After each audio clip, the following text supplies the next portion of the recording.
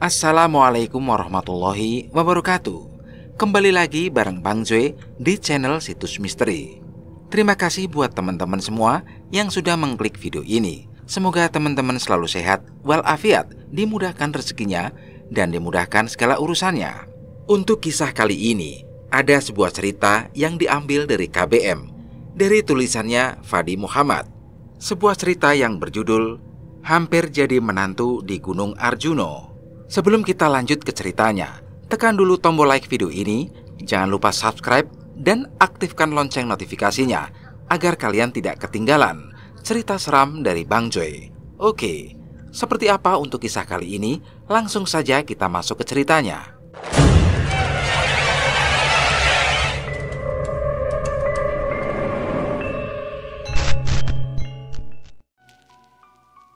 Kejadian ini tepatnya pada tahun 2016.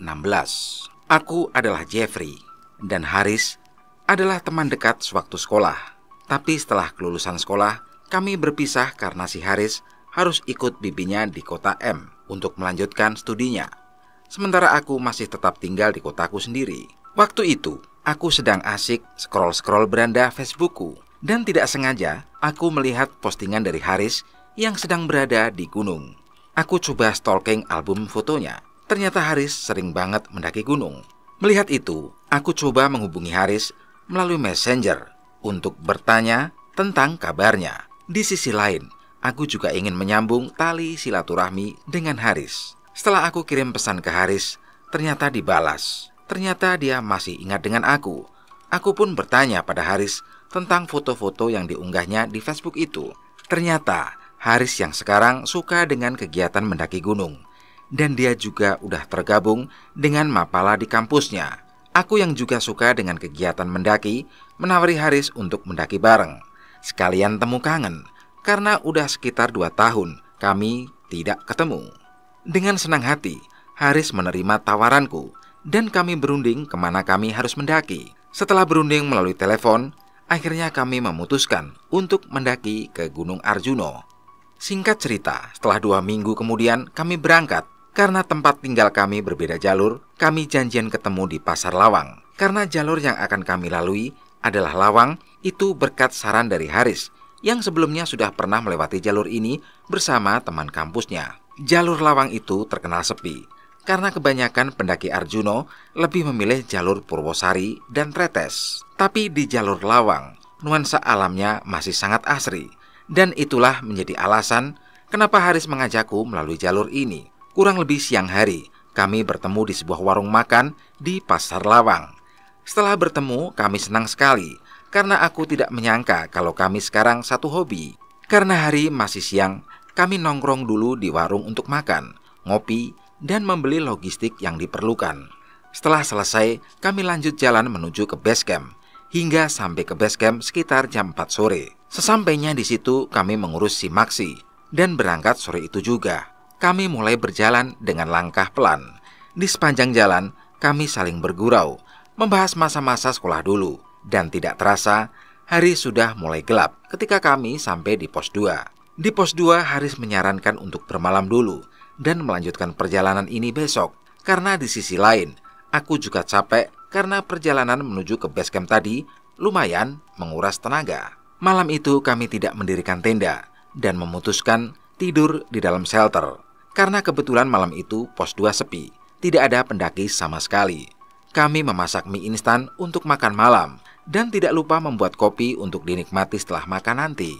Malam semakin larut, si Haris sudah tidak bisa menahan ngantuk dan pamit untuk tidur dulu. Sementara aku masih asik menikmati kopi sambil ditemani musik dari handphoneku. Tidak lama kemudian aku pun juga merasa ngantuk. Kumatikan rokok dan handphoneku dan tidur di sebelah Haris. Ketika aku sedang tertidur lelap, tiba-tiba aku terbangun karena udara dingin merasuk ke tubuhku. Pantas saja, ternyata malam itu sleeping bagku terbuka sebagian. Aku pun duduk dan membenarkan sleeping bagku. Ketika aku sedang sibuk membenarkan sleeping bag, aku dikejutkan oleh seekor anjing berwarna hitam yang sedang duduk tepat di tengah-tengah pintu shelter. Dan anjing itu terlihat menyeramkan. Karena panik, aku membangunkan Haris. Riz, bangun Riz. Ada apa Jeff?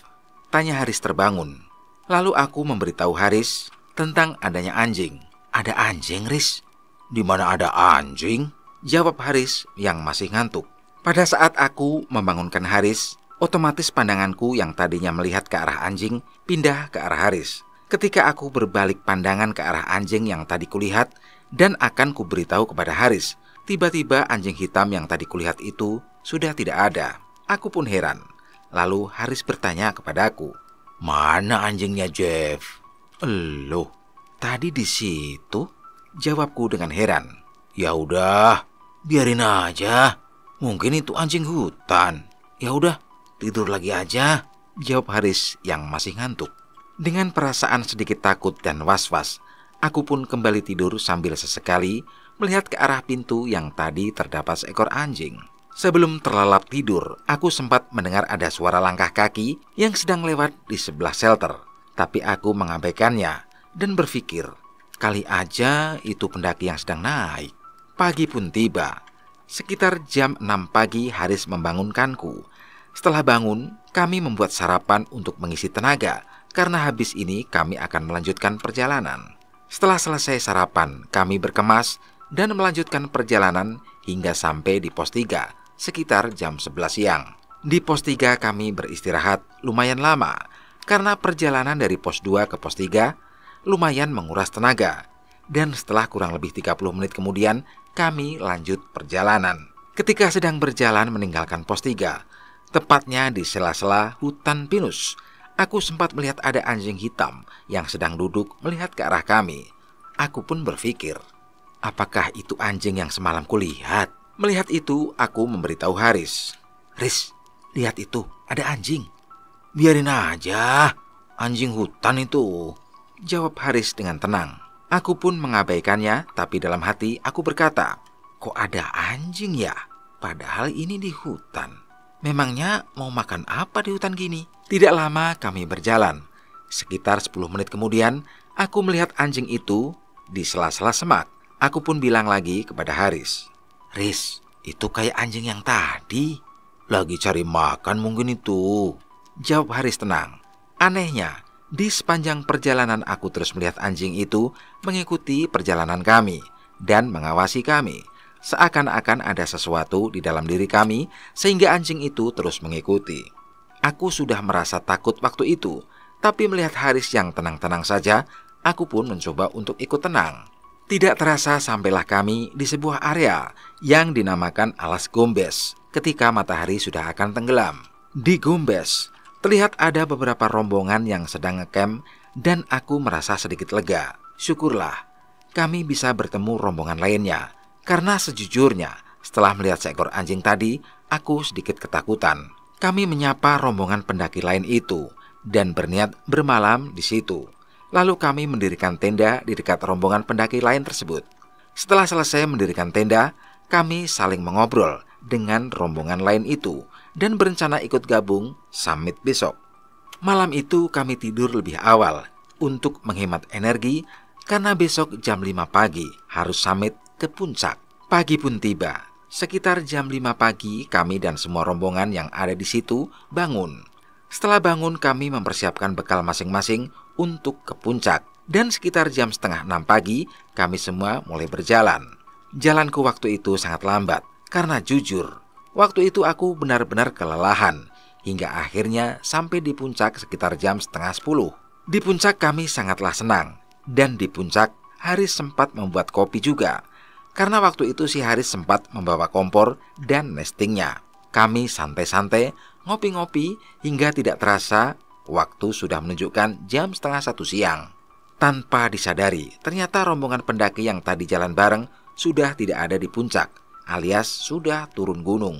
Kami pun bergegas turun dan kembali ke tempat camp tadi di Alas Gombes. Setelah sampai di tempat camp, ternyata kondisinya udah sepi. Dan rombongan yang tadi bareng itu sudah tidak ada. Mungkin udah turun. Tapi tidak lama kemudian ada rombongan pendaki lain yang baru naik dan akan ngecamp di situ. Karena sangat kelelahan, aku menyarankan kepada Haris untuk nginep semalam lagi di Alas Gombes. Dan di sisi lain, waktu sudah menunjukkan jam 3 sore. Jadi nanggung kalau turun sekarang. Mending besok aja, sekalian sampai bawah langsung pulang. Lagian waktu itu kan ada rombongan lain, jadi setidaknya kami ada temennya. Karena merasa dirinya juga sedikit kelelahan, si Haris setuju dan akhirnya memutuskan untuk camp semalam lagi di situ. Disinilah awal aku mengalami kejadian yang sebelumnya belum pernah kualami. Ketika malam hari sekitar jam 10, ketika semua pendaki sudah tertidur. Waktu itu aku sedang asik nongkrong sambil ngobrol dengan Haris di depan tenda.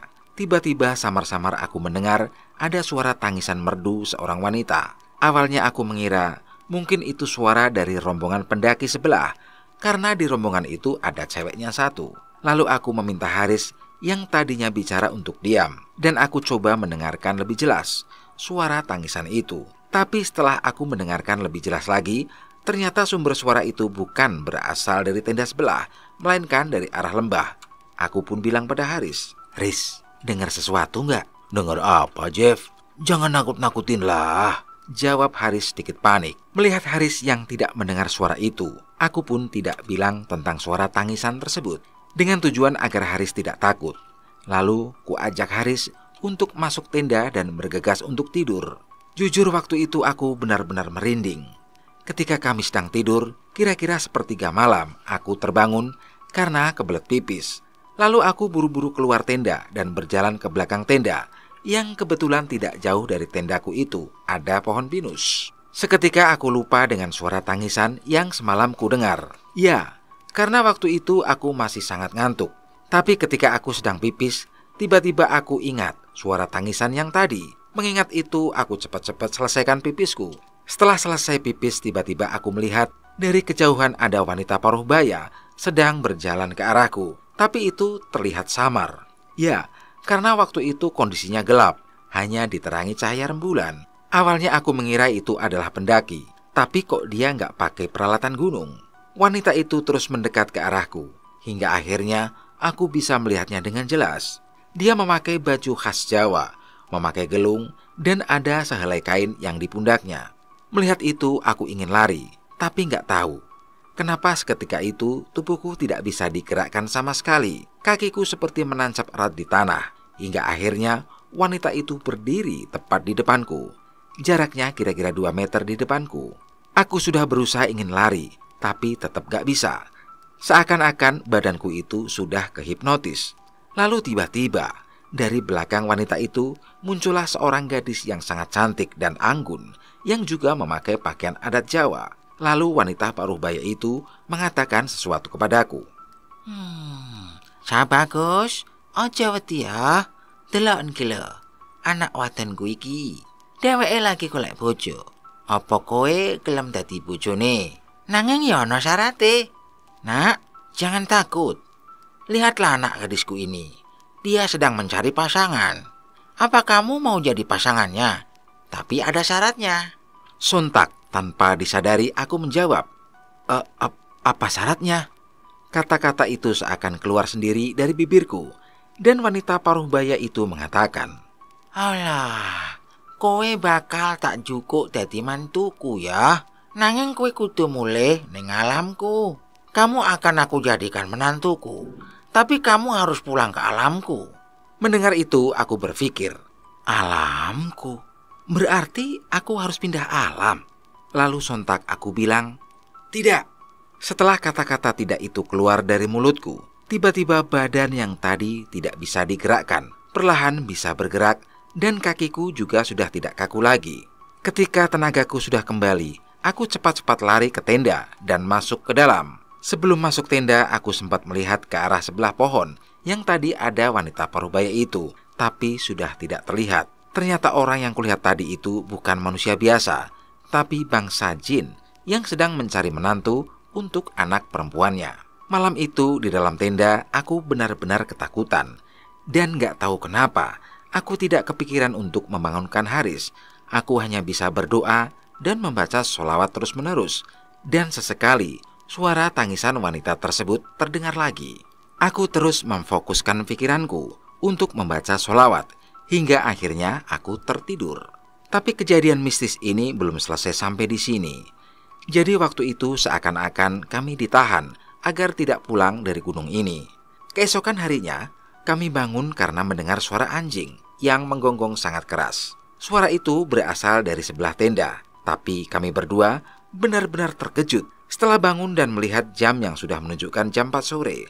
Ternyata waktu itu aku dan Haris tidur seharian penuh. Awalnya aku mengira ini jam 4 pagi, tapi setelah kulihat keluar, ternyata ini memang benar-benar jam 4 sore. Haris yang tidak tahu apa-apa juga merasa heran. Kok bisa tidur seharian ya? Setelah melihat waktu memang sudah jam 4 sore, kami bergegas mengemasi barang-barang dan akan turun sore itu juga. Sore itu kondisi tempat kami ngecamp terlihat sepi. Mungkin rombongan sebelah semalam udah turun terlebih dahulu. Ketika kami sedang sibuk beres-beres, sesekali aku melihat ke arah wanita yang semalam kutemui. Dan ketika aku melihat ke arah itu, bulu kuduku langsung berdiri. Sebenarnya waktu itu aku ingin bilang kepada Haris tentang apa yang kulihat semalam, tapi tidak jadi. Aku hanya bilang, ini udah gak beres, Riz. Sekarang kita cepat-cepat turun aja dan harus sampai di bawah sore ini. Aku ingin cepat-cepat sampai di bawah sebelum malam karena aku takut kejadian semalam akan terulang lagi. Mulai berjalan turun dan waktu itu jalan kami cepat banget. Di tengah-tengah perjalanan menuju pos 3, tiba-tiba kakinya Haris kram. Aku yang tadi berjalan di depan balik untuk memberi pertolongan kepada Haris. Aku berniat memijat kakinya Haris yang sedang kram tersebut. Ketika aku pegang kakinya Haris, aku benar-benar kaget. Karena di dalam celana yang dipakai Haris tersebut, aku merasakan ada jari-jari tangan yang seakan memegang erat kakinya Haris. Sontak aku melepaskan tanganku yang tadinya memegang kakinya Haris tersebut sambil menyebut, "Astagfirullah." Melihatku yang sedang kaget, Haris bertanya, "Kenapa, Jeff?" "Gak apa-apa, Riz. Aku hampir kepleset," jawabku sambil berbohong. Aku tidak mengatakan tentang apa yang kurasakan waktu itu, karena aku berpikir ini adalah halusinasiku. Karena efek tadi berjalan sangat cepat. Ku coba lagi memegang kakinya Haris. Pelan-pelan, tanganku kuarahkan ke kakinya. Tapi ketika ku pegang yang kedua kalinya, ternyata jari-jari tangan yang tadi kurasakan itu sudah tidak ada. Dan aku lalu memijit kakinya Haris yang sedang kram itu. Setelah selesai ku pijit, kami istirahat dulu. Karena waktu itu, kakinya Haris masih susah untuk berjalan. Dan 30 menit kemudian, aku bertanya, "Gimana, Haris? Udah enakan?" "Udah, Jeff." "Ayo lanjut jalan," jawab Haris. Kami pun lanjut berjalan lagi. Tapi sekitar 15 menit kemudian, tiba-tiba kakinya Haris kram lagi. Padahal itu udah hampir sampai di pos 3. Aku pun memberi pertolongan lagi kepadanya. Dan kali ini aku was-was ketika aku memegang kakinya Haris karena takut kejadian yang tadi terulang kembali. Sambil berdoa dan dengan cepat aku memegang kakinya. Aku merasakan kakinya Haris ini keras banget. Jadi yang kupegang waktu itu seperti bukan kaki, tapi serasa memegang sebuah kayu. Nah, waktu itu kan posisi telapak kakinya Haris ada di perutku. Tiba-tiba aku melihat di sela-sela celananya Haris itu ada sebuah rambut. Awalnya aku mengira ini adalah bulu kakinya Haris. Tapi setelah aku lihat-lihat, ternyata itu bukan bulu kaki, tapi memang sebuah rambut.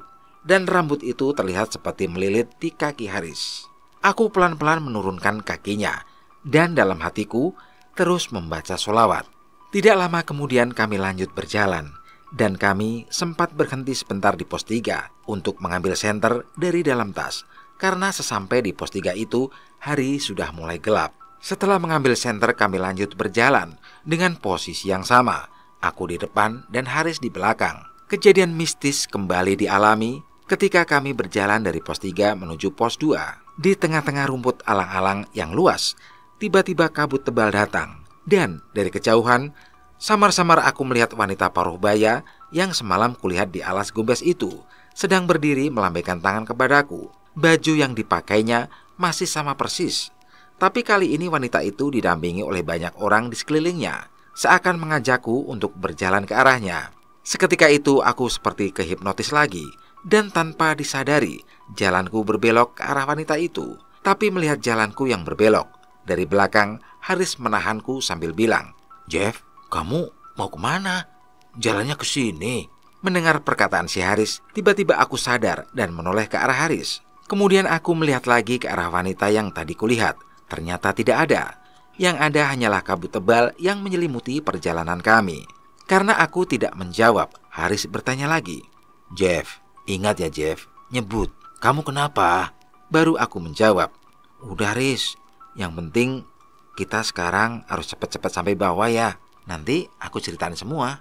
Mendengar jawabanku, Haris pun merinding. Dia sudah mengira kalau aku melihat sesuatu yang gak logis. Kami lalu lanjut berjalan turun dan sesekali berlari. Mungkin lari adalah hal yang salah ketika turun gunung, tapi waktu itu kami ingin segera sampai di bawah.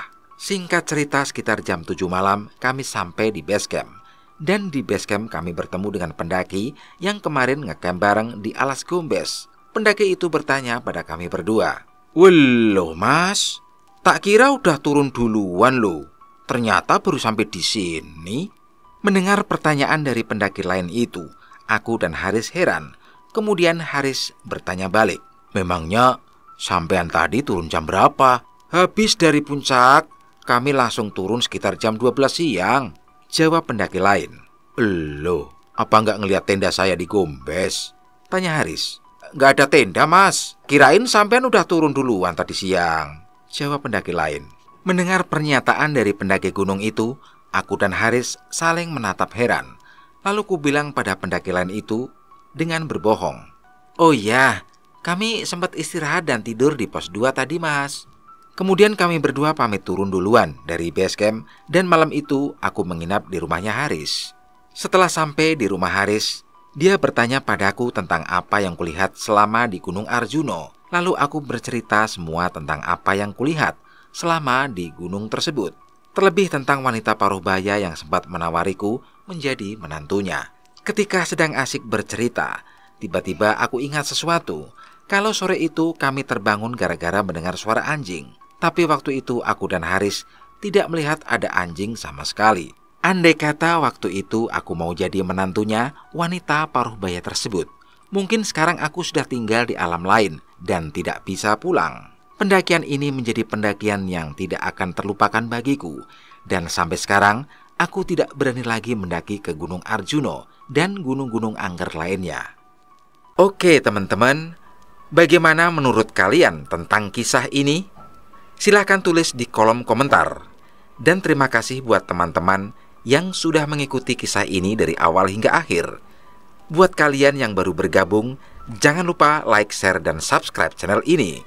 Dan nantikan kisah horor berikutnya hanya di channel Situs Misteri.